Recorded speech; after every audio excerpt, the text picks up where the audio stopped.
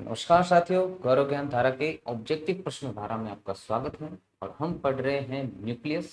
और पिछली क्लास में हमने न्यूक्लियस क्या होता है, नाभिक किसको बोलते हैं, और नाभिकीय कणों के बारे में जिनको न्यूक्लियन कहते हैं, जो नाभिक के अंदर रहते हैं और वो किस कारण अंदर रहते हैं वो भी हमने लिया था कि नाभिकीय बल के कारण होता है। और नाभिकीय बल कितने प्रकार के होते हैं वो भी हमने लिया था, दो प्रकार के होते हैं जो नाभिक से लगता है बल कि दूसरे परमाणुीय कणों पर। ठीक है ना, जो प्रोटॉन और न्यूट्रॉन को बांधे रखता है न्यूक्लियस के अंदर या नाभिक के अंदर, उसे हम प्रबल नाभिकीय बल कहते हैं।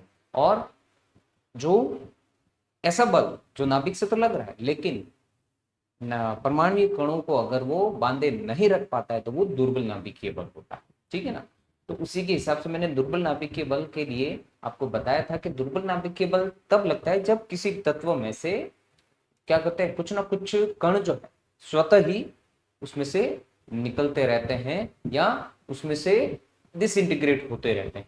ठीक है ना, तो ऐसे पार्टिकल्स को हम रेडियोएक्टिव या ऐसे एलिमेंट्स को रेडियोएक्टिव तत्व कहते हैं, या ऐसे एलिमेंट को रेडियोएक्टिव एलिमेंट्स कहते हैं। ठीक है ना, तो इनमें कुछ ना कुछ पार्टिकल्स जो है किरणों के रूप में, ठीक है ना, कुछ ना कुछ कण जो है किरणों के रूप में डिसइंटीग्रेट या उसमें से निकलते रहते हैं। तो उन कणों और नाभिक के बीच में जो बल लगता है उसको दुर्बल नाभिकीय बल कहते हैं। अब नाभिकीय बल जो उनके रेंज जो है शॉर्ट होती है, बहुत कम रेंज होती है उनकी। तो कम रेंज वाला जो बल लग रहा है नाभिक के कारण वो ही नाभिकीय बल होता है। एक होता है स्ट्रॉन्ग न्यूक्लियर फोर्स और एक होता है वीक न्यूक्लियर फोर्स। मतलब एक प्रबल नाभिकीय बल होता है और दूसरा दुर्बल नाभिकीय बल। प्रबल नाभिकीय बल कणों को बाहर निकलने नहीं देता, और जिसमें से कण निकल रहे हैं तो वहां पे दुर्बल नाभिकीय बल लगेगा, जो कि रेडियोएक्टिव तत्वों में हमको देखने को मिलता है। स्वतः ही वो कुछ ना कुछ कण जो है बाहर निकालते रहते हैं। ठीक है ना, और ऐसे तत्वों को हम क्या बोलते हैं, ऐसे तत्वों को हम रेडियोएक्टिव तत्व कहते हैं। तो उन तत्वों की इस प्रॉपर्टी को या इस गुण को रेडियो एक्टिवता कहते हैं या उसकी सक्रियता कह सकते हैं। ठीक है ना, कि कितने पार्टिकल्स उसमें से निकल रहे हैं, क्षयित हो रहे हैं, कितने डिकेज पार्टिकल्स का हो रहा है। तो उसी बेसिस पर हम कहते हैं कि वो रेडियो एक्टिव तत्व होते हैं, जो स्वतः ही बिना कुछ एक्सटर्नल या बाइंडिंग एनर्जी दिए वो कुछ ना कुछ पार्टिकल्स क्या करते हैं, बाहर निकालते रहते हैं। ठीक है ना, तो चलिए इसी के बारे में अध्ययन करते हैं कि रेडियो एक्टिवता क्या होती है, रेडियो एक्टिविटी किसको बोलते हैं। तो देखिए, रेडियो एक्टिवता क्या होती है या रेडियो एक्टिविटी किसको बोलते हैं। रेडियो एक्टिविटी अभी मैंने आपको बताया कि रेडियो एक्टिवता एक प्राकृतिक घटना है जिसमें अस्थिर परमाणु नाभिक विकिरण उत्सर्जित करके ऊर्जा छोड़ते हैं। रेडियो एक्टिवता क्या है, रेडियो एक्टिवता एक प्राकृतिक घटना है। क्या है, एक प्राकृतिक घटना है जिसमें क्या होता है कि अस्थिर परमाणु जो होता है, जो अस्थिर होता है परमाणु, अस्थिर किस लिए कहते हैं कि उसमें से स्वतः ही कुछ ना कुछ कण वो निकालता रहता है। स्थिर कब होगा, जब कुछ नहीं निकालेगा, अपनी स्टेबिलिटी को बनाए रख रहा है। लेकिन वो कैसे होते हैं रेडियोएक्टिव तत्व, अस्थिर होते हैं। तो अस्थिर परमाणु नाभिक जो है वो विकिरण उत्सर्जित करके ऊर्जा छोड़ते हैं विकिरण के रूप में। मैंने बताया ना कुछ रेज की फॉर्म में, ठीक है ना, रेडिएशन की फॉर्म में। ठीक है, तो वो कुछ ना कुछ ऊर्जा क्या करते हैं, निकालते हैं। ऐसे तत्वों को ही हम क्या कहते हैं, रेडियोएक्टिव तत्व कहते हैं। जैसे यूरेनियम होता है, ठीक है ना, तो यूरेनियम भी क्या है, एक रेडियोएक्टिव तत्व है। तो जिन तत्वों या पदार्थों में इस प्रकार की क्षमता होती है, जिन नाभिक में इन प्रकार की या तत्वों में या पदार्थों में इन प्रकार की क्षमता होती है जो स्वतः ही कुछ ना कुछ विकिरण के रूप में अस्थिर जो होते हैं, वो कुछ ना कुछ कण क्या करते हैं, विकिरण के रूप में ऊर्जा जो है स्थानांतरित करते हैं, उत्सर्जित करते हैं। उन्हें रेडियोएक्टिव तत्व कहा जाता है। उन्हें क्या कहते हैं, रेडियोएक्टिव तत्व कहते हैं या रेडियोएक्टिव तत्व रेडियोएक्टिव तत्व कहते हैं। तो देखिए, और इन विकिरणों को रेडियोएक्टिव किरणें कहा जाता है। भाई जो भी एक विकिरणें निकाल रहे हैं किसी भी रेडियोएक्टिव तत्व, जो अस्थिर परमाणु नाभिक होता है, जो विकिरण उत्सर्जित करता, कुछ ना कुछ कण निकालता रहता, कुछ ना कुछ ऊर्जा जो है वो रिलीज करता रहता। अब ऊर्जा अगर नाभिक में से कुछ कण निकल रहे, इसका मतलब उसके नाभिक की साइज भी क्या होगी, छोटी होती जाएगी। ठीक है ना, लेकिन ऐसा नहीं है कि कुछ कण निकाल रहा है 1 घंटे में, 2 घंटे बाद तो खत्म हो जाएगा, ऐसा नहीं है। तो उनकी स्टेबिलिटी जो है, जो रेडियोएक्टिव डीके जो होता है, वो जितने भी उसमें नंबर ऑफ पार्टिकल्स होते हैं 1 सेकंड में जितने निकल रहे हैं मान लो, तो अब जितने भी बच्चे उसकी उसी रेट से वो निकलते हैं। मतलब ऐसा नहीं कि पहले 1000 निकले तो वापस और 1000 निकले, 2000 ही हो तो वो तो खत्म हो जाएगा। ऐसा नहीं है, पहले 1000 निकले 2000 थे तो अब क्या हो जाएगा उसका, 1000 में से 500 निकलेंगे, फिर कितने बचे, 500 बचे, 500 में से 250 निकलेंगे, फिर मतलब इस रेट से वो बाहर उसमें से निकलते हैं। तो ऐसा नहीं है कि इनकी स्टेबिलिटी बिल्कुल ही बहुत कम होती है, ठीक है ना। मतलब धीरे धीरे जैसे जैसे इनमें से पार्टिकल्स डिसइंटीग्रेट होते रहते हैं, जो है स्थिर परमाणु, धीरे धीरे वो अपनी स्टेबिलिटी की तरफ बढ़ते हैं, मतलब उनकी स्थिरता बढ़ती रहती है, ठीक है ना। तो जिन तत्वों या पदार्थों में इस प्रकार की क्षमता पाई जाती है उन्हें रेडियोएक्टिव तत्व कहा जाता है, और इन विकिरणों को रेडियोएक्टिव किरणें कहा जाता है। और रेडियोएक्टिव किरणें देखिए कितने प्रकार की होती हैं, जब इनमें से कुछ कण निकलते हैं विकिरणों के रूप में, जब वो ऊर्जा उत्सर्जित करते हैं तो वो ऊर्जा किसके बराबर होती है, या किन कणों के बराबर उनकी ऊर्जा या उनका द्रव्यमान या जो भी है किसके बराबर होता है वो। एक तो होती है अल्फा किरणें, एक होती है बीटा किरणें, और एक होती है गामा किरणें।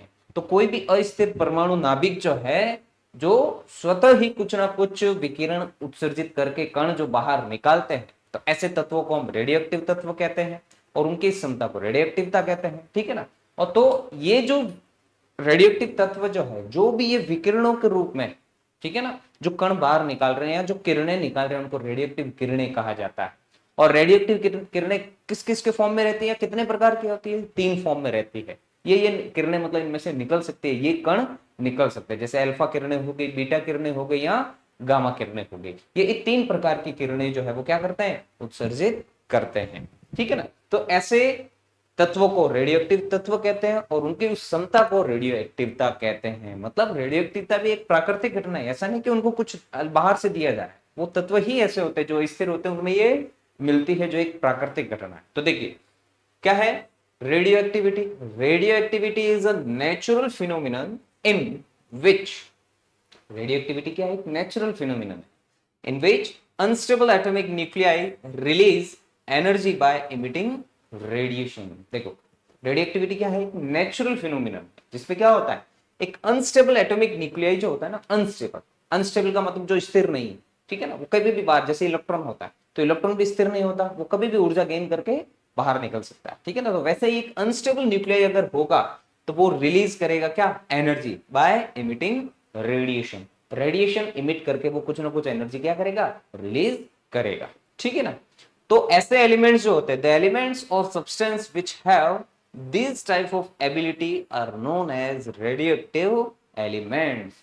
तो ऐसे तत्व या ऐसे जो एलिमेंट्स होते हैं या सब्सटेंस कह सकते हैं, ऐसे एलिमेंट्स या सब्सटेंस जिनमें ये वाली एबिलिटी मिलती है कि वो कुछ ना कुछ रेडिएशन की फॉर्म में एनर्जी क्या करते हैं, रिलीज करते हैं, उन पार्टिकल्स या उन सब्सटेंस या एलिमेंट्स को हम क्या बोलते हैं, रेडियोएक्टिव एलिमेंट्स या रेडियोएक्टिव सब्सटेंस कहते हैं, ठीक है ना। And this radiation is known as radioactive rays, और इन रेडिएशंस को क्या बोलते हैं, रेडियोएक्टिव रेज कहते हैं, ठीक है ना। रेडियोएक्टिव पार्टिकल से निकल के इसलिए रेडियोएक्टिव रेज कहते हैं। और ये कितने टाइप की या कितने फॉर्म में हो सकती हैं, 3 टाइप की हो सकती है radiation. Radioactive rays are of 3 types, जैसे कि अल्फा रेज हो गई, बीटा रेज हो गई, और गामा रेज हो गई, ठीक है ना।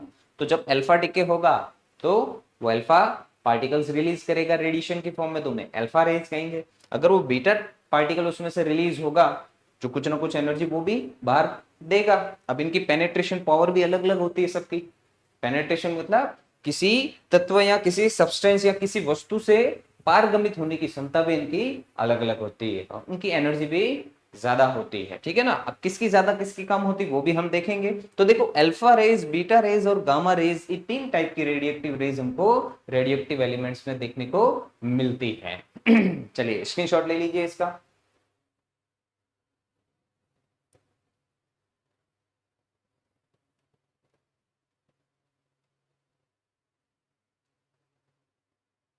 अभी देखिए ये जो 3 टाइप की रेज मिलती है, ये किसने ऑब्जर्व किया था, किसने एनालाइज किया था, रदरफोर्ड ने ही एनालाइज किया था। मतलब जो भी एनर्जी रिलीज हो रही है रेडिएशन के फॉर्म में या विकिरण के रूप में, जो उत्सर्जित ऊर्जा हो रही है, अब उसकी फॉर्म क्या है, उसकी नेचर क्या है, वो रदरफोर्ड ने बताया था। उसके लिए रदरफोर्ड ने क्या किया था, जो भी ये रेडिएशन इमिट हो रहा था, जो भी पार्टिकल्स निकल रहे हैं, जो भी किरणें निकल रही थी, या जो भी रेज उसमें से उत्सर्जित हो रही थी, तो उसको उन्होंने क्या किया था, रदरफोर्ड ने उन किरणों को इलेक्ट्रिक और मैग्नेटिक फील्ड मतलब चुंबकीय और विद्युत क्षेत्र से गुजारा था, तब उनको क्या चीज देखने को मिली? देखिए उससे ये चीज देखने को मिली, कुछ रेज जो है, कुछ किरणें जो है इलेक्ट्रिक फील्ड के पॉजिटिव टर्मिनल की तरफ डिफ्लेक्ट हो रही थी, और कुछ जो है नेगेटिव टर्मिनल की तरफ डिफ्लेक्ट हो रही थी, और कुछ जो है दोनों ही से डिफ्लेक्ट नहीं हो रहे थे, ना तो इलेक्ट्रिक फील्ड से ना ही मैग्नेटिक फील्ड से, कुछ डिफ्लेक्शन इनमें देखने को मिल रहा था। मतलब उन विकिरणों का एक भाग जो है वो विद्युत क्षेत्र के धनात्मक टर्मिनल की तरफ गई, ठीक है ना। कुछ किरणें जो है ऋणात्मक टर्मिनल की तरफ विचलित हुई, और कुछ किरणें जो है वो बिना विचलन के सीधे ही निकल गई, ना तो वो विद्युत क्षेत्र से विचलित हुई, ना ही चुंबकीय क्षेत्र से विचलित हुई। तो इस हिसाब से फिर रदरफोर्ड ने कंक्लूजन निकाला कि जो नेगेटिव टर्मिनल की तरफ जा रही है उन रेज पर पॉजिटिव चार्ज है, और जो पॉजिटिव टर्मिनल की तरफ जा रही है उनको पर नेगेटिव चार्ज है, ठीक है ना। और जो सीधी निकल गई उस पर ना तो कोई नेगेटिव चार्ज है ना ही पॉजिटिव चार्ज है। इसी बेसिस पर उन्हें तीन रेज का नाम दिया था, अल्फा रेज, बीटा रेज और गामा रेज। देखिए तो इसके लिए क्या किया था, रेडियोधर्मी किरणों की या रेडियो एक्टिव किरणों की अगर प्रकृति देखे, nature of radioactive rays अगर हम देखें तो क्या मिलेगी? देखिए 1902 में रदरफोर्ड ने शीशे की मोटी, शीशा मतलब पीवी लेड जो कहते हैं, ठीक है ना, पीवी शीशे की मतलब लेड की मोटी दीवार वाले एक कक्ष में विद्युत और चुंबकीय क्षेत्र, विद्युत और चुंबकीय क्षेत्र से गुजरने पर रेडियो एक्टिव किरणों का विश्लेषण किया। रदरफोर्ड ने क्या किया? 1902 में रदरफोर्ड ने शीशे की एक मोटी दीवार वाले कक्ष में, शीशे की लेड की एक मोटी दीवार वाले कक्ष में क्या किया? विद्युत और चुंबकीय क्षेत्र से गुजरने पर रेडियोएक्टिव किरणों का क्या किया? जो अल्फा बीटा गामा जो पीछे लिया ना, रेडियोएक्टिव तत्व को तो उत्सर्जित करते हैं वो रेडियोएक्टिव ऊर्जा, तो उन रेडियोएक्टिव किरणों का विश्लेषण किया और उन्होंने क्या किया? पाया कि कक्ष से परावर्तित किरणें जो है तीन भागों में विभाजित हो जाती है, ठीक है ना। अब परावर्तित बोलो या फिर विचलित बोलो, ठीक है ना। तो उससे कक्ष से जो विचलित किरणें थी, कक्ष से विचलित भी कह सकते हैं आप या परावर्तित भी कह सकते हैं। कक्ष से जो विचलित किरणें थी ना वो तीन भागों में विभाजित हो जाती है। कितने? तीन भागों में, यही मैंने अभी बताया। तो रेडियोएक्टिव किरणों की अगर नेचर देखनी है या रेडियोएक्टिव किरणों की अगर प्रकृति हमको देखनी है तो वो किसके अकॉर्डिंग हम पता कर सकते हैं कि उनकी प्रकृति है? रदरफोर्ड ने जो एक एक्सपेरिमेंट किया था 1902 में, रदरफोर्ड ने एक लेड की एक क्या की थी, एक लेड का एक कक्ष लिया था, मतलब लेड की मोटी दीवार वाला एक कक्ष लिया था जिसमें विद्युत और चुंबकीय क्षेत्र से उन्होंने क्या किया था? उन रेडियोएक्टिव किरणों का विश्लेषण किया, उनको तो गुजारा था कहने का मतलब। तो उन्होंने ये पाया कि कक्ष से विचलित किरणें तीन भाग में विभाजित हो जाती है। उस कक्ष से जो विचलित किरणें हो रही थी वो तीन भाग में क्या हो रही थी? डिवाइड हो रही थी, ठीक है ना, विचलित हो रही थी या विभाजित हो रही थी। तो क्या देखा उसने? नेचर ऑफ रेडियोएक्टिव एलिमेंट्स, मतलब कैसे पता चली कि in the year 1902 Rutherford analyse the radioactive rays on passing through, radioactive rays को क्या किया? Passing through electric and magnetic field. Rutherford ने 1902 में रेडियोएक्टिव जो किरणें थी, है ना, जो रेडियोएक्टिव रेज थी उनको इलेक्ट्रिक और मैग्नेटिक फील्ड से पास करके एनालाइज किया, और उनको क्या मिला कि in the chamber of thick wall of lead, lead के एक चैम्बर में किया था, मतलब बहुत लेड की थिक वॉल्स, मोटी दीवारों वाला एक लेड का चैम्बर लिया था उन्होंने, एक कक्ष लिया था जिसके अंदर चुंबकीय और इलेक्ट्रिक और मैग्नेटिक फील्ड से उन क्या रेडियोएक्टिव रेज को पास किया था, ठीक है ना, उनको गुजारा था उससे। तो उन्होंने क्या पाया कि he found that the rays remitted from the chamber divided into three parts. तो उस चैम्बर से जो रेज रिमिटेड हो रही थी वो तीन पार्ट में रिमिटेड हो रही थी या डिवाइड हो रही थी, ठीक है ना।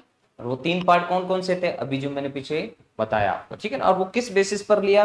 देखिए तो पहला क्या देखे, अगर देखें जो तीन भाग में वो विभाजित हो रही थी रेडियोएक्टिव किरणें जो 3 भाग में उस लेड के चैम्बर में या लेड की या शीशे की मोटी दीवार वाले कक्ष में जब वो विचलित होकर 3 भाग में विचलित हो रही थी, तो पहला भाग देखिए कहां मिला हमको कि किरण का एक भाग जो है विद्युत क्षेत्र के ऋणात्मक टर्मिनल की ओर मुड़ जाता है।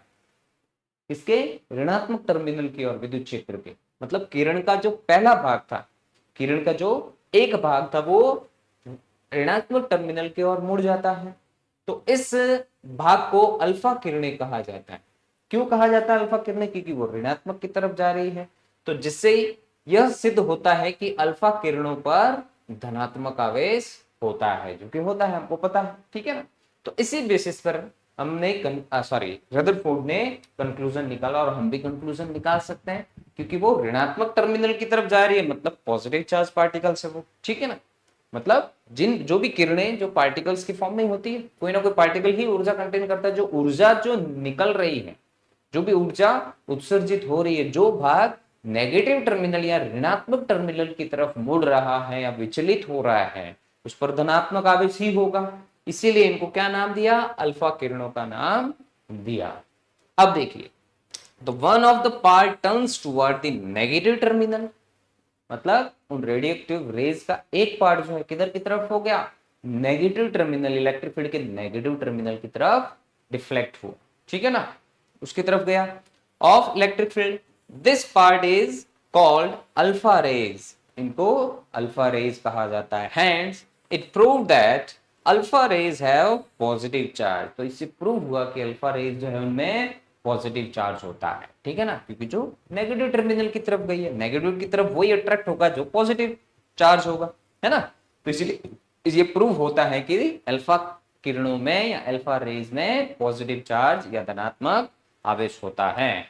चलिए, अब दूसरा भाग जो है, किरणों का दूसरा भाग जो है विद्युत क्षेत्र के धनात्मक टर्मिनल की ओर मुड़ जाता है। उस विद्युत क्षेत्र का दूसरा जो भाग है वो धनात्मक टर्मिनल की ओर मुड़ जाता है।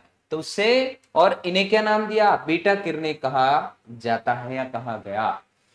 और इससे यह सिद्ध हुआ कि बीटा किरणों पर ऋणात्मक आवेश होता है। क्यों? क्योंकि ये धनात्मक टर्मिनल, विद्युत क्षेत्र के धनात्मक टर्मिनल की ओर विचलित हो रहे थे, इसीलिए इनका नाम बीटा किरणें बोला गया, और इन पर ऋणात्मक आवेश होता है, ये सिद्ध हुआ, ठीक है ना। तो सेकेंड पार्ट जो है, the second part of the rays turns towards the positive terminal of electric field. जो सेकंड पार्ट है रेज का, वो किधर की तरफ गया? पॉजिटिव टर्मिनल, इलेक्ट्रिक फील्ड के पॉजिटिव टर्मिनल की तरफ गया, जिनको क्या बोला गया? This is called beta raise.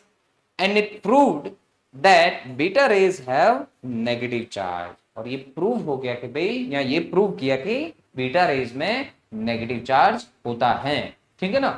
क्यों होता है? प्रूव हुआ ये क्योंकि ये पॉजिटिव टर्मिनल की तरफ क्या हुए थे? डिफ्लेक्ट हुए थे, ठीक है ना। और देखिए, तीसरा जो भाग है, तीसरा भाग विद्युत क्षेत्र से अप्रभावित रहा। तीसरा जो भाग है वो विद्युत क्षेत्र से अप्रभावित रहा, उसका कोई इफेक्ट नहीं पड़ा विद्युत क्षेत्र से, ठीक है ना। इस भाग को गामा किरणें कहा जाता है, और इस भाग को क्या बोलते हैं? गामा किरणें। और इससे ये भी प्रूव हुआ कि गामा किरणों पर कोई भी आवेश नहीं होता है, ये विद्युत रूप से कैसी होती है? उदासीन होती है, ठीक है ना, गामा किरणें, ठीक है। तो देखिए, the third part of radioactive rays not affected by electric field, this part is called gamma rays। इनको क्या बोला गया? गामा रेज बोला गया,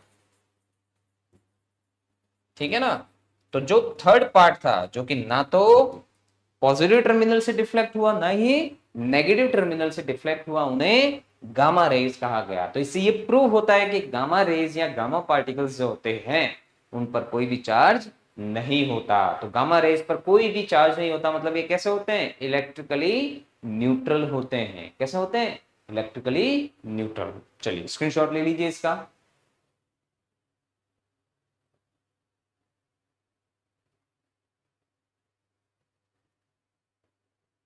तो ये तो हमने इनकी प्रकृति देखी है। अब इनकी प्रॉपर्टीज भी ले लेते हैं कि इनके गुण धर्म क्या है। क्योंकि देखिए, अल्फा पार्टिकल, बीटा पार्टिकल और गामा पार्टिकल, इनके गुण ले रहे हैं यार, रेज के, अल्फा रेज, बीटा रेज और गामा रेज के या किरणों के हम क्या ले रहे हैं? गुण धर्म ले रहे हैं, उनकी प्रॉपर्टीज ले रहे हैं, तो प्रॉपर्टीज कुछ ना कुछ तो अलग अलग होगी ना, क्योंकि अलग अलग तीनों पार्ट मिले तो प्रॉपर्टी भी अलग अलग होगी इनकी, ठीक है ना। एक पॉजिटिव चार्ज है, एक नेगेटिवली चार्ज है, और दूसरा लास्ट जो है वो कोई भी चार्ज नहीं है उस पर, तो प्रॉपर्टीज भी इनकी अलग अलग होगी। देखिए क्या क्या प्रॉपर्टीज देखने को मिलती है। अब क्या ले रहे हैं हम, properties of alpha beta gamma rays, मतलब अल्फा बीटा एवं गामा किरणों के गुण धर्म ले रहे हैं, हम गुण ले रहे हैं। तो देखिए प्रॉपर्टीज ऑफ अल्फा रेज हमको क्या मिलती है। अल्फा रेज अभी बताया था पॉजिटिवली चार्ज होता है ना। अब देखिए अल्फा पार्टिकल जो है have positive charge whose value is 3.2 into 10 की पावर माइनस 19। अब देखो 3.2, अगर आप इलेक्ट्रोस्टैटिक में जाए तो वहां पे भी प्रॉपर्टीज बताई थी कि किसी भी वस्तु पर आवेश जो है इलेक्ट्रॉन पर आवेश के या तो बराबर होगा या उसके पूर्ण गुणज के रूप में होगा, मतलब उसके इंटीग्रल मल्टीपल्स की फॉर्म में, या तो एक इलेक्ट्रॉन, दो इलेक्ट्रॉन, तीन इलेक्ट्रॉन, इसी रूप में होता है, इलेक्ट्रॉन पर आवेश के रूप में ही होता है। तो यहाँ पे भी देखिए 3.2 इंटू 10 की पावर माइनस 19 कूलॉम, उतना ही मिल रहा है, मतलब 2 इलेक्ट्रॉन के बराबर मिल रहा है। और इसका मास जो है वो अप्रोक्स इतना मिलता है 6.645 इंटू 10 की पावर माइनस 34, जो कि लगभग किसके बराबर मिल रहा है, अल्फा पार्टिकल के 4 गुना के बराबर, है ना। Which is equal to the mass of helium atom. ये किसके बराबर मिल रहा है, हीलियम एटम जो होता है ना 2He4। तो देखिए नंबर ऑफ इलेक्ट्रॉन्स कितने हो गए, या प्रोटॉन 2, इसीलिए 1.6 इंटू 10 की power minus into 2 minus 19 into 2 हो गया, मतलब 3.2 हो गया। और यहाँ पे देखिए मास नंबर कितना है 4, तो 4 इंटू मास ऑफ प्रोटॉन ले लो, ठीक है ना, तो वो लगभग उसके बराबर मिल गया, ठीक है ना। तो ये हीलियम पार्टिकल के बराबर अल्फा पार्टिकल के, अल्फा कण लगभग किसके बराबर मिल गया, हीलियम कण के या पार्टिकल के बराबर मिलता है, उसका चार्ज भी और उसका मास भी उसी के इक्विवेलेंट मिलता है, ठीक है ना, अप्रॉक्स। तो देखिए अल्फा कणों पर धनात्मक आवेश होता है, अल्फा कणों पर कितना, कौन सा आवेश होता है, धनात्मक आवेश होता है, और कितना होता है 3.2 इंटू 10 की पावर माइनस 19 कूलॉम होता है, ठीक है ना। और इनका द्रव्यमान जो है वो 6.645 इंटू 10 की पावर माइनस 27 किलोग्राम होता है, जो कि किसके बराबर होता है, जो हीलियम परमाणु के द्रव्यमान के बराबर होता है, मतलब हीलियम को जो परमाणु होता है ना उसके बराबर मिलता है, हीलियम के परमाणु के बराबर। आगे समझ में ये चीज। देखिए अब दूसरी प्रॉपर्टी क्या कह रही है कि अल्फा कणों पर धनात्मक आवेश होता है, जो कि पता है हमको, है ना, इसलिए वे विद्युत और चुंबकीय क्षेत्र की उपस्थिति में विचलित होते हैं। देखिए अभी लिया पीछे हमने, तो as we know that alpha particle है पॉजिटिव चार्ज, हमको पता है कि भाई अल्फा पार्टिकल पर क्या होता है, धनात्मक आवेश होता है, तो वो किधर की तरफ, विद्युत क्षेत्र के नेगेटिव टर्मिनल की तरफ डिफ्लेक्ट होंगे या विचलित होंगे, तो इसीलिए ये विचलित होते हैं इनकी उपस्थिति में। Hence they deviate they deviate in the presence of electric and magnetic field. तो वो इलेक्ट्रिक और मैग्नेटिक फील्ड की प्रेजेंस में या उनकी उपस्थिति में क्या होते हैं, विचलित होते हैं, ठीक है ना। अब तीसरी प्रॉपर्टी देखिए इनके गुण क्या है कि इन कणों का वेग प्रकाश के वेग का 1/10वां भाग होता है। इन कणों का मतलब अल्फा कणों का जो वेग है वो प्रकाश के वेग से 1/10वां भाग होता है, मतलब प्रकाश के वेग का 10वां भाग। मतलब प्रकाश का वेग कितना होता है, देखिए प्रकाश का वेग को हम c से डिनोट करते हैं, वो होता है 3 इंटू 10 की पावर 8 मीटर पर सेकेंड। इसका 1/10वां भाग होता है अल्फा पार्टिकल का, कितना 3 इंटू 10 की पावर 8 का 10वां भाग। इसका मतलब कितना मिलेगा, लगभग 3 इंटू 10 की power minus 7 sorry plus 7 metre per second मिलेगा। ऐसा समझ में। तो इनका देखिए इन कणों का वेग मतलब अल्फा कणों का वेग जो है प्रकाश के वेग का 10वां भाग होता है, 1/10वां भाग होता है। तो विभिन्न तत्वों से उत्पन्न होने वाले विभिन्न अल्फा कणों का वेग भिन्न भिन्न होता है, लगभग इतना होता है 1/10वां भाग होता है। लेकिन अगर वो अलग अलग कण से निकल रहे हैं या उत्सर्जित हो रहे हैं, तो उन अलग अलग कणों से या अलग अलग तत्वों से निकलने वाला अल्फा कण जो है या अल्फा किरणें जो है उनका वेग अलग अलग हो सकता है, ठीक है ना। ये चीज है। तो देखिए थर्ड वाली प्रॉपर्टी हमको क्या देखने को मिल रही है कि the velocity of these particles is 1/10 of velocity of light. इनकी जो वेलोसिटी है लाइट की वेलोसिटी से 1/10 होती है, ठीक है ना। और velocity is different for different alpha particles exalt from different element. मतलब अलग अलग या डिफरेंट एलिमेंट से जो एक्सल्टेड अल्फा पार्टिकल है उनकी वेलोसिटी में थोड़ा डिफरेंस देखने को मिल सकता है। ये इनकी तीसरी प्रॉपर्टी थी। अब देखिए चौथी प्रॉपर्टी क्या कह रहा है कि वायु में अल्फा कणों की सीमा रेडियो एक्टिव तत्वों की प्रकृति पर निर्भर करती है। कि हवा में जो अल्फा कणों की जो रेंज है या जो इनकी सीमा है या फिर इनकी वेलोसिटी भी कह सकता है, ठीक है ना, वो किस पे डिपेंड करेगी कि किस रेडियो एक्टिव तत्व से ये बाहर निकल रहा है या उत्सर्जित हो रहा है, उसकी प्रकृति पर निर्भर करेगी, ठीक है ना। तो the range of alpha particles in air is depend upon the nature of radioactive element.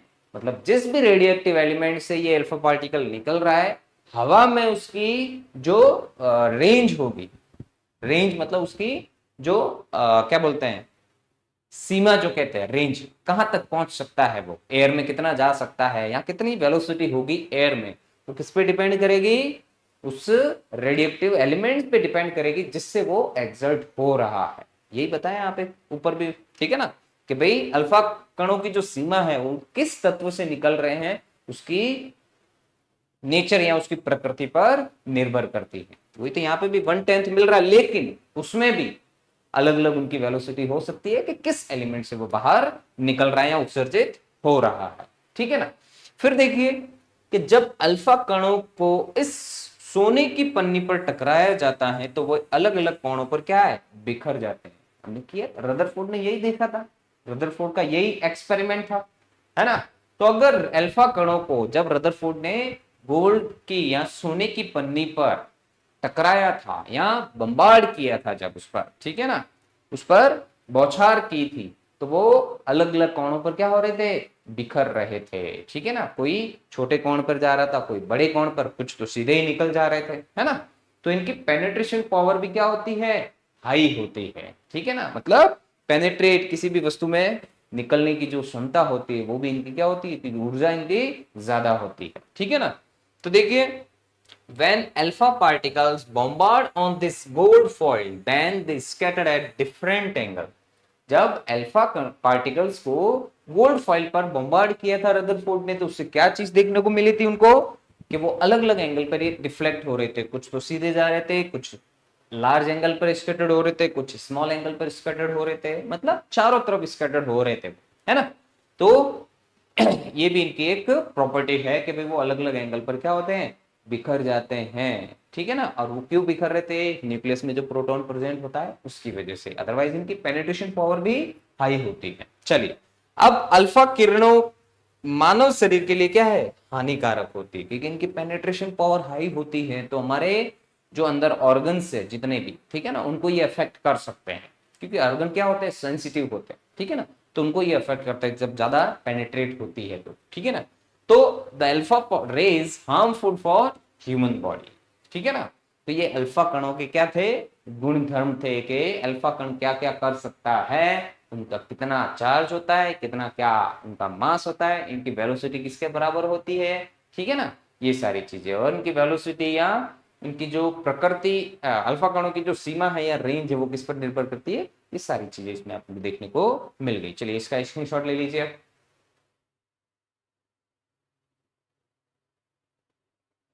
तो ये तो थी अल्फा कण की, ठीक है ना। अब हम क्या ले रहे हैं, बीटा कणों के या बीटा किरणों के गुणधर्म ले रहे हैं या उनकी प्रॉपर्टीज। देखिए बीटा कणों के गुणधर्म क्या है या उनकी प्रॉपर्टीज क्या है, तो प्रॉपर्टीज ऑफ बीटा रेज क्या कहती है प्रॉपर्टी, देखिए यहाँ बीटा रेज में क्या गुण है, ये क्या क्या कर सकते हैं, देखिए।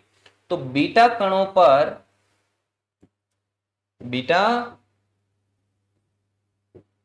बीटा कणों पर ऋणात्मक आवेश होता है, जो कि पीछे भी देखा ही हमने, जिसका मान 1.6 इंटू 10⁻⁻19 कूलम होता है। देखिए बीटा कणों पर क्या होता है, ऋणात्मक आवेश होता है, वो किसके बराबर है, देखिए इलेक्ट्रॉन पर जो आवेश होता है उसी के बराबर है ना। और इनका विराम द्रव्यमान अगर देखे, मतलब इनका रेस्ट मास अगर देखे, तो वो कितना है 9.1 इंटू 10⁻31 केजी होता है। अब यहाँ पे रेस्ट मास क्यों लिख रहे हैं, क्योंकि इलेक्ट्रॉन के बराबर है और ये भी क्या है उत्सर्जित हो रहे हैं। तो अगर इनका एवरेज अगर मास देखे, अगर वो रेस्ट पोजीशन पर रखे, तो उनका रेस्ट मास कितना मिल रहा है, देखिए 9.1 इंटू 10⁻31 केजी, जो कि इलेक्ट्रॉन के बराबर मिल रहा है। ठीक है ना। तो अगर देखे तो बीटा कणों का जो हमको आवेश मिल रहा है वो किसके बराबर मिल रहा है, इलेक्ट्रॉन के बराबर। और उनका द्रव्यमान भी किसके बराबर मिल रहा है, मास जो है वो भी इलेक्ट्रॉन के बराबर मिल रहा है। ठीक है ना। चलिए अब देखिए द बीटा पार्टिकल क्या है, the beta particle have negative charge whose value is 1.6 into 10⁻⁻19 coulomb. Beta particle पे नेगेटिव चार्ज होता है, तो पीछे हमने देख ही लिया था उसके नेचर में, है ना। And the rest mass is 9.1 into 10⁻31 kg, इसके बराबर मिलता है, मतलब इलेक्ट्रॉन के लगभग बराबर ही मिलता है। अब देखिए इसकी दूसरी प्रॉपर्टी क्या है कि बीटा कण विद्युत और चुंबकीय क्षेत्र की उपस्थिति में विक्षेपित होते हैं, मतलब ये भी विचलित होते हैं। क्यों, क्योंकि इन पर भी नेगेटिव चार्ज है, तो किसकी तरफ जाएंगे, पॉजिटिव टर्मिनल की तरफ। ठीक है ना। तो देखिए beta particles also deflected in the presence of electric and magnetic field. तो बीटा पार्टिकल भी क्या है, डिफ्लेक्ट होंगे। क्यों, क्योंकि इन पर भी चार्ज होता है, कौन सा, नेगेटिव चार्ज होता है और इलेक्ट्रॉन के बराबर होता है। तो ये पॉजिटिव टर्मिनल की तरफ क्या होंगे, डिफ्लेक्ट होंगे। तो जो पॉजिटिव टर्मिनल की तरफ जो पार्ट गया था रेडिएटिव रेज का, उन्हीं को बीटा रेज कहते हैं। ठीक है ना। अब देखिए तीसरी प्रॉपर्टी क्या कह रहा है कि इनका वेग जो है वो प्रकाश के वेग का 0.01 से 0.98 गुना होता है। इनकी रेंज बताइए, देखिए, क्योंकि इसमें भी अलग अलग तत्वों से उत्पन्न बीटा कणों का मान अलग अलग हो सकता है वेग का, है ना। तो देखिए इनका वेग की जो रेंज है वो कहां से कहां तक है, 0.01 से 0.98 प्रकाश के वेग से लगभग, मतलब अगर ज्यादा उसकी वेलोसिटी मैक्सिमम कितनी हो सकती है, 0.098 गुना हो सकती है किसके, प्रकाश के वेग से, लेकिन उससे कम ही होगी बीटा कणों की, क्योंकि इलेक्ट्रॉन छोटा पार्टिकल है, इसका मास भी बहुत कम है और आवेश भी उसके इलेक्ट्रॉन के लगभग बराबर मिलता है। तो उसका जो प्रकाश के वेग के बराबर ही लगभग क्या मिलेगा, वेग मिलेगा जब वो उत्सर्जित होगा तो। लेकिन विभिन्न तत्वों से उत्पन्न बीटा कणों का वेग जो है वो भिन्न भिन्न हो सकता है, मतलब विभिन्न कणों से, अलग अलग कणों से अगर, या अलग अलग तत्वों से, रेडियोएक्टिव तत्वों से अगर ये उत्सर्जित हो रहा है, तो उनके लिए इसका वेग का मान क्या हो सकता है, अलग अलग हो सकता है। देखिए the velocity is 0.01 to 0.98 times the velocity of light। मतलब लाइट की वेलोसिटी से उसकी वेलोसिटी कितने टाइम्स हो सकती है, 0.01 से 0.98 टाइम्स हो सकती है। मतलब different for different beta particles exalt from different element, मतलब अलग अलग एलिमेंट से अगर ये एक्सर्ट हो रहे तो उनके लिए बीटा पार्टिकल की वेलोसिटी भी अलग अलग हो सकती है। ठीक है ना। और इनकी तीव्रता जो देखिए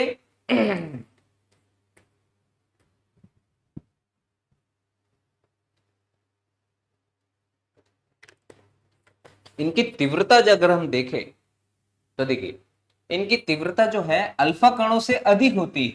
क्या होती है, अल्फा कणों से अधिक होती है, परंतु बीटा कणों से कम होती है। ठीक है ना, ये भी आपको ध्यान में रखना है। तो intensity is greater than alpha particle, इनकी इंटेंसिटी जो है वो अल्फा पार्टिकल से ज्यादा होगी, मतलब इनकी तीव्रता जो है अल्फा कणों से ज्यादा होगी। क्यों, क्योंकि इनकी साइज छोटी है, मतलब बीटा पार्टिकल के देखो मास कम है, तो इनकी इंटेंसिटी जो है वो ज्यादा हो सकती है और होती है किससे, अल्फा पार्टिकल से। और देखिए इनका जो परिक्रमण जो है वो निश्चित नहीं होता, मतलब इनकी रेंज जो है ना वो फिक्स्ड नहीं होती, इनकी रेंज जो है वो फिक्स नहीं होती, कितने भी हो सकती, मतलब अलग अलग मिल सकती है। ठीक है ना। चलिए स्क्रीनशॉट ले लीजिए इसका भी आप।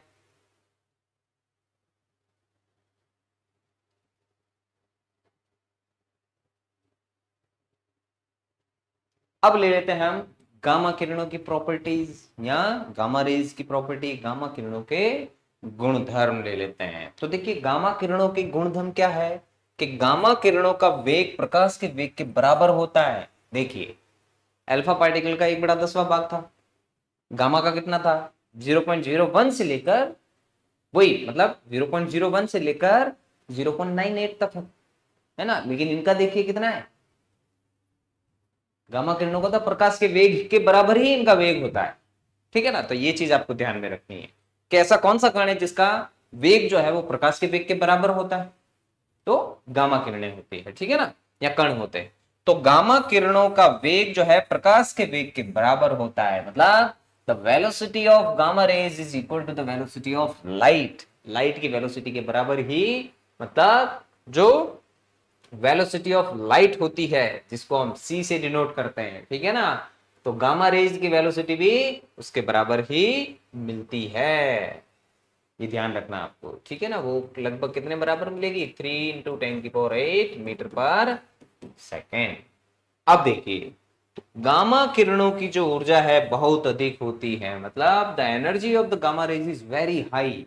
इनकी अभी मैंने बताया था पेनिट्रेशन पावर भी इनकी सबसे ज्यादा होती है और लगभग एक्सरे के बराबर होती है, ठीक है ना। देखिए तो एनर्जी जो होती है गामा रेज की बहुत ज्यादा होती है, वेरी हाई, बहुत ज्यादा होती है, ठीक है ना। और देखिए गामा किरणों की तरंग दैर्ध्य बहुत कम होती है, लगभग 0.01 एंगस्ट्रॉम के ऑर्डर की होती है, मतलब इनकी तरंग दैर्ध्य बहुत कम होती है। तरंग दैर्ध्य क्या होती है कि शॉर्ट रेंज के होते हैं, एनर्जी बहुत ज्यादा है लेकिन शॉर्ट रेंज तक, ठीक है ना। तो इनकी तरंग दैर्ध्य क्या होती है, बहुत कम होती है, लगभग 0.01 एंगस्ट्रॉम के ऑर्डर की होती है, ठीक है ना। तो gamma ray sorry the wavelength of gamma rays is very short and is the order of 0.01 angstrom, या फिर इसको ये भी लिख सकते हैं 0.01 इंटू 10⁻⁻10 मीटर, क्योंकि 10⁻⁻10 मीटर ही एंगस्ट्रॉम होता है, ठीक है ना। तो देखिए अब क्या है कि गामा कण आवेश रहित होते हैं, इन पर कोई आवेश नहीं होता। ये तो हमने पिछले पीछे जब 3 पार्ट में डिवाइड किया था, जो सीधा निकल गया था, किसी से डिफ्लेक्ट नहीं होता, नहीं विचलित हुआ था, उन्हें गामा किरणें या गामा कण बोले थे हमने, ठीक है ना। तो ये कण कैसे होते हैं, आवेश रहित होते हैं, इसलिए वे चुंबकीय और विद्युत क्षेत्र से अप्रभावित रहते हैं, मतलब डिफ्लेक्शन उनमें देखने को नहीं मिलता इलेक्ट्रिक और मैग्नेटिक फील्ड से, ठीक है ना। तो चुंबकीय क्षेत्र और विद्युत क्षेत्र से इनमें कोई भी विचलन देखने को नहीं मिलता, क्यों, क्योंकि इन पर कोई भी आवेश नहीं होता, ये आवेश रहित होते हैं, ठीक है ना। और देखिए the gamma particles are chargeless, hence those particle not affected by magnetic और इलेक्ट्रिक फील्ड, मतलब दोनों ही से ये अफेक्ट नहीं होंगे, ना तो इलेक्ट्रिक फील्ड से ना ही मैग्नेटिक फील्ड से, ये क्या है अफेक्ट इनको देखने को मिलेगा, ठीक है ना। क्यों, क्योंकि इन पर कोई चार्ज नहीं होता है, तो ना तो इलेक्ट्रिक फील्ड से ना ही मैग्नेटिक फील्ड से ये कोई डिफ्लेक्ट होंगे। अब देखिए नेक्स्ट कि किसी भी तत्व से प्रवेश करने वाले गामा कणों का वेग अल्फा कणों से 10,000 गुना होता है। अगर वो किसी पार्टिकल से पेनिट्रेट कर रहे हैं या उसमें से निकल रहे हैं, तो गामा किरणें जो है अल्फा किरणों से 10,000 गुना ज्यादा जल्दी या पेनिट्रेट कर सकते हैं, लेकिन बीटा कणों से 100 गुना अधिक होता है उनका पेनिट्रेशन पावर जो कहते हैं, ठीक है ना। तो किसी तत्व में प्रवेश करना मतलब उसमें से अगर पास आउट होना है, उसमें से अगर पारगमित होना है, तो गामा किरणें अल्फा किरणों से या अल्फा कणों से 10,000 गुना ज्यादा क्या कर सकते हैं, पास हो सकते हैं, और बीटा कणों से 100 गुना ज्यादा पास कर सकते हैं या पारगमित हो सकते हैं। मतलब इनकी पेनिट्रेशन पावर जो है, मतलब पारगमित शक्ति जो है अल्फा और बीटा दोनों से ही ज्यादा, अल्फा से तो कितनी ज्यादा है 10,000 गुना, और बीटा से 100 गुना ज्यादा है, ठीक है ना। वो इससे पता चलता है, देखिए हमको इनकी 0.01 थी, मतलब 100 पार्ट था, और उसका कितना है देखिए 10 था, इसलिए 10,000वां भाग हो गया, ठीक है ना। तो देखिए अब यहाँ पे क्या चीज देखने को मिल रही है हमको, हाँ, the velocity of penetrate from any element is 10,000 times of alpha particle and 100 times of beta particle, ठीक है ना।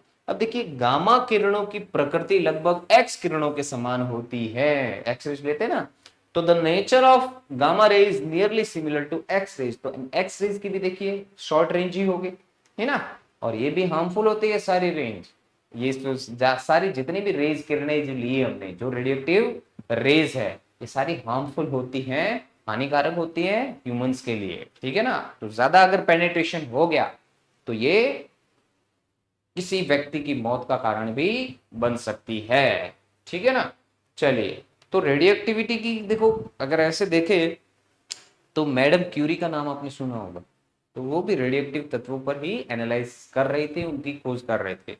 तो और यही कारण इनकी मौत का बना था, ठीक है ना। तो ये मतलब हार्मफुल होती है वैसे, ठीक है। चलिए इसका स्क्रीनशॉट ले लीजिए आप। ये है गामा रेज की property, properties of gamma raise, gamma किरणों के गुण था। चलिए इसका स्क्रीनशॉट ले लीजिए आप। अब देखिए ये तीनों जो किरणें हैं, कौन सी किरणें, रेडियोएक्टिव किरणें हैं। ये कब निकलती हैं, किसी अस्थिर नाभिक से उत्सर्जित होती है। तो अस्थिर नाभिक से जब ये उत्सर्जित होगी तो ये तीन भाग में विभाजित हो जाती है। अगर रदरफोर्ड ने देखा कि ये उत्सर्जित किरणें जो है, जो रेडियोएक्टिव किरणें उत्सर्जित हो रही थी किसी अस्थिर नाभिक से, जिसको रेडियोएक्टिव तत्व कहते हैं या रेडियोएक्टिव एलिमेंट कहते हैं, अगर वो किसमें से उत्सर्जित हो रही है, पेनिट्रेट सॉरी उत्सर्जित हो रही है या एक्सर्ट हो रही है, तो उसको अगर इलेक्ट्रिक और मैग्नेटिक फील्ड से अगर उसको पास किया जाए तो वो तीन पार्ट में डिवाइड होती है। एक तो पॉजिटिव टर्मिनल की तरफ डिफ्लेक्ट होती है, एक नेगेटिव टर्मिनल की तरफ, और एक सीधी निकल जाती है। तीनों की प्रॉपर्टीज हमने ले ली, ठीक है ना। तो जो निकल रही है उस चीज को हम रेडियो एक्टिविटी कहते हैं। तो रेडियो एक्टिव ये पार्टी जो है, रेडियो एक्टिविटी जो है, इसका कुछ लॉ भी होता है जिसको हम रेडियो एक्टिव डिके लॉ कहते हैं, रेडियो एक्टिव क्षय नियम कहते हैं। वो क्या कहता है कि किसी अस्थिर नाभिक में से जितने भी कण किरणों के रूप में या जो रेडिएशन की फॉर्म में रेज इमिट कर रहा है, तो उसमें जितना भी इसका लॉस हो रहा है पार्टिकल्स का, ठीक है ना, उसकी जो रेट होगी, मतलब उसकी दर जो है, उसमें जितने भी नंबर ऑफ एक्टिव एलिमेंट्स उस टाइम थे वो उसके प्रोपोर्शनल होती हैं, उसके अनुक्रमानुपाती होती है, ठीक है ना। तो देखिए क्या कहता है रेडियोएक्टिव लॉ, मतलब रेडियोएक्टिव क्षय क्या है, law of radioactive decay, radioactive क्षय का नियम क्या कहता है। तो देखिए रेडियोएक्टिव क्षय वास्तव में यादृच्छिक रैंडम प्रक्रिया, जो मैंने बताया था, एक प्राकृतिक क्या है ये प्रक्रिया है, ठीक है ना। तो किसी भी क्षण रेडियोएक्टिव परमाणुओं के क्षय होने की दर उस क्षण उपस्थित परमाणुओं की संख्या के अनुक्रमानुपाती होती है। मतलब कोई भी एक रेडियोएक्टिव एलिमेंट ले रहे हैं, एक ने रेडियोएक्टिव एलिमेंट ले लिया, ठीक है ना, उसमें नंबर ऑफ पार्टिकल्स इनिशियली मान लेते हैं n0 थे, ठीक है ना। वो मतलब t इक्वल टू 0, मतलब टाइम जब इनिशियली हमने देखा वो पार्टिकल के भाई हाँ ये कर रहा है, तो उसकी जो रेट ऑफ डिके होगी, मतलब उसमें से जितने भी कण जो है, n नंबर ऑफ कण अगर निकल रहे हैं, मान लो dn कण जो है वो उत्सर्जित हो रहे हैं कितने एक टाइम में, dn टाइम में, माइनस क्या कर रहा है यहाँ पे, ये बता रहा है कि यहां से कम हो रहे हैं पार्टिकल, ठीक है ना। इतने कम जो हो रहे हैं इस रेट से उसकी जो दर होगी, क्षय होने वाले कणों की जो दर है, वो उसमें जितने भी नंबर ऑफ एक्टिव एलिमेंट्स थे, जैसे यहाँ पे n लिए तो यहाँ पे अपन n ही ले लेते हैं, चलो n नंबर ऑफ पार्टिकल उसमें इनिशियली थे, तो यहाँ पे क्या हो जाएगा, वो उसके n के बराबर होगा। आगे समझ में। तो देखिए अनुक्रमानुपाती होता है उसके, देखिए यही तो बोल रहा है कि रेडियोएक्टिव क्षय वास्तव में एक रैंडम या नेचुरल प्रक्रिया है। तो किसी भी क्षण, किसी भी एक क्षण जो कह रहे हैं, ये कौन सा होता है, इंस्टेंटेनियस इसको बोलते हैं, तात्क्षणिक बोलते हैं। तो किसी भी क्षण रेडियोएक्टिव परमाणु जितने भी क्षय हो रहे, जितने भी परमाणु उस नाभिक में से कण जो निकल रहे, ठीक है ना, तो वो उनके कण की क्षय की जो दर है, वो उसमें जितने भी उस क्षण उपस्थित परमाणुओं की जो संख्या है उसके अनुक्रमानुपाती होती है। तो माइनस dn अपॉन dt जो है किसके प्रोपोर्शनल होगी, n के। तो जब भी हम प्रोपोर्शनल साइन हटाते हैं तो क्या लगता है, कांस्टेंट लगता है। तो यहाँ पे हमने लैम्बडा एक कांस्टेंट दिया, तो लैम्बडा क्या है यहाँ पे, लैम्बडा क्षय नियतांक है या डिके कांस्टेंट है। इसको क्या बोलते हैं, लैम्बडा को क्षय नियतांक या डिके कांस्टेंट कहते हैं, ठीक है ना। तो लैम्बडा को क्या कहते हैं, क्षय नियतांक या डिके कांस्टेंट कहते हैं। तो अगर हम देखें तो dn अपॉन dt यहां से क्या मिल जाएगा, माइनस लेमड़ा dt। अगर n को इसके नीचे लिया है dn के, तो जो भी यहाँ पे dn अपॉन dt माइनस ले रखा है, n को इसके नीचे ले आया और dt को उधर भेज दे। और अगर इसको दोनों साइड इंटीग्रेट करें, यहाँ पे कितना है, n से n0 ले ले भाई, पहले n थे फिर n0 बच जाएंगे उसमें। तो अगर n0 से n अगर हम लेते हैं और यहाँ पे t इक्वल टू 0 से t पर, और इनको अगर हम समाकलन करते हैं तो क्या मिल जाएगा हमको, देखिए इनको समाकलन करने से क्या मिल जाएगा, log n minus log n0, ये तो मिलेगा log n minus log n0। देखिए log n आ जाएगा यहाँ पे, फिर upper limit minus lower limit हमने पुट कर दी, और यहाँ पे क्या मिल जाएगा, देखिए माइनस लेमड़ा और साथ में आ जाएगा t, माइनस लेमड़ा t आ जाएगा। अब देखिए यहां से हम क्या कर सकते हैं, log n अपॉन n0, क्योंकि log n माइनस n0 क्या होता है, n अपॉन n0। तो यहाँ पे क्या मिल जाएगा, माइनस लेमड़ा t मिल जाएगा। तो जब log को अगर इस साइड डिस्ट्रीब्यूट करें तो क्या मिल जाएगा, देखिए n upon n0 equal to exponential में आ जाएगी, ये वाली पूरी जो क्वांटिटी है किसमें आ जाएगी, एक्सपोनेंशियल में, तो e की पावर माइनस लेमड़ा t हो जाएगा। तो देखिए टोटल नंबर ऑफ पार्टिकल्स जो है वो कितने मिलेंगे, n0 e की पावर माइनस लेमड़ा t की फॉर्म में मिलेंगे, ठीक है ना। तो देखिए यहाँ पे n0 क्या है, t इक्वल टू 0 पर प्रारंभिक नाभिकों की संख्या थी। जो भी हमने तत्व लिया उसमें इनिशियली जहां पे n equal to t equal to 0 पर n0 जो नाभिकों की प्रारंभिक संख्या थी, है ना। तो देखिए हमको प्रारंभिक संख्या के फॉर्म में ही ये जो टोटल नंबर ऑफ, इसी हिसाब से एक्सपोनेंशियली e की पावर माइनस लेमड़ा t, उसमें से नंबर ऑफ पार्टिकल्स क्या होंगे, डिफ्लेक्ट होते रहेंगे, सॉरी उसमें से रेडिएशन की फॉर्म में कुछ ना कुछ पार्टिकल जो है डिसइंटीग्रेट होते रहेंगे, क्षयित होते रहेंगे, ठीक है ना। तो इस रेट से इसमें ये चीज देखने को मिलती है। तो यही चीज मैं आपको बता रहा था कि मान लो किसी में तत्व में इनिशियली 2000 थे, तो मान लो 1000 उसमें से निकल गए तो 1000 बचे, तो वो पूरे के पूरे 1000 अब नहीं निकलेंगे, तो वो उसी रेट से निकलेंगे जिस रेट से उसमें से इनिशियली निकल रहे थे। तो वो इसी हिसाब से देखिए एक्सपोनेंशियल की फॉर्म में हमको ये चीज मिल रही है, n equal to n0 e की पावर माइनस लेमड़ा t। और इसी से अगर आधे निकल रहे हैं मान लो उसमें से, तो ये इसकी हाफ लाइफ हो जाएगी, क्या हो जाएगी, हाफ लाइफ, ठीक है ना।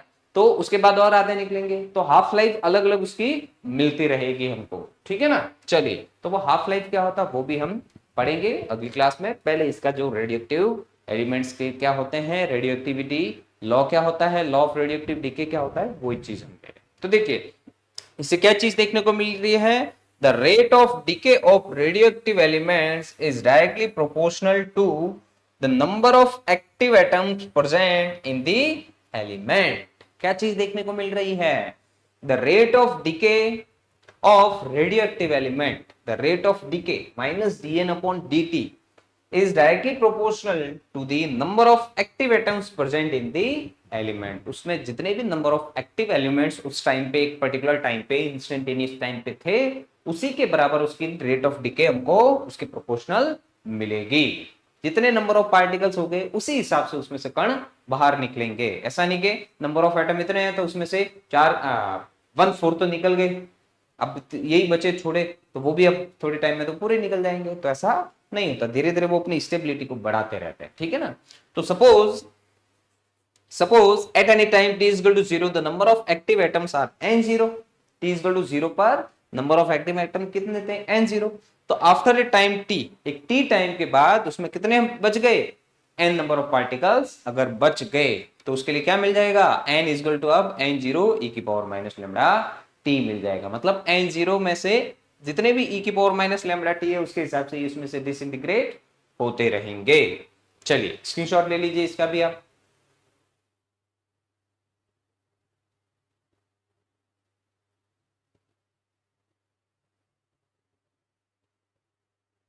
चलिए अब देखिए ये जो भी हमको दर मिल रही थी, जो रेडियोएक्टिव डिके कांस्टेंट में मिला था हमको माइनस लेमड़ा है, तो इसको हम क्या बोलते हैं, इसकी सक्रियता बोलेंगे। अगर एक dn अपॉन dt ले तो वो उसकी सक्रियता बताएगी कि कितना सक्रिय है वो और कितनी ऊर्जा उत्सर्जित कर रहा है, तो वो उसकी रेट ऑफ डिसइंटीग्रेशन बताती है, मतलब रिएक्टिविटी भी इसको कह सकता है, ठीक है ना। तो क्या होती है देखिए रिएक्टिविटी के कितने नंबर ऑफ पार्टिकल्स वो निकाल रहा है पर सेकंड, वो उसकी एक्टिविटी को, रिएक्टिविटी को शो करते हैं, मतलब उसकी सक्रियता बताते हैं कि कितने कण वो जा, अब कोई होगा वो ज्यादा कण निकालेगा, कोई कम निकालेगा, तो उसकी रिएक्टिविटी या सक्रियता ज्यादा है इसलिए वो ज्यादा निकाल रहा है, उसकी रिएक्टिविटी इतनी नहीं है इसलिए वो कम निकाल रहा है। तो रिएक्टिविटी भी अलग अलग एलिमेंट्स की क्या हो सकती है, अलग अलग मिलती है। और वो रिएक्टिविटी किसके बराबर मिलती है, आर जो हम अगर ले तो वो रिएक्टिविटी किसके बराबर मिलेगी, वो डीएन अपॉन डीटी उसके रेट के बराबर मिल रही है। माइनस भी ले सकते हैं क्योंकि कण निकलते हैं, निकलना ही वो रिएक्टिविटी उसकी बताता है, ठीक है ना, क्योंकि यहाँ पे डीके हो रहा है, डीके कांस्टेंट ही लिया ना हमने, रेडियोएक्टिव डीके है ना, लॉ ऑफ रेडियोएक्टिव डीके, तो उसी हिसाब से उसकी रिएक्टिविटी जो है वो आर से डिनोट की जाती है, जो कि डीएन अपॉन डीटी होती है, उसकी सक्रियता जो है। तो देखिए डीएन अपॉन डीटी वो एन के प्रोपोर्शनल थी, अनुक्रमानुपाती थी, पीछे हमने देख ही लिया था। तो यहां से देखिए क्या मिलेगा, minus dN is equal to lambda N मिलेगा, minus dN upon dt, minus dN upon dt जो है वो क्या मिलेगा, लैम्डा एन मिलेगा, minus dN upon dt is equal to lambda N.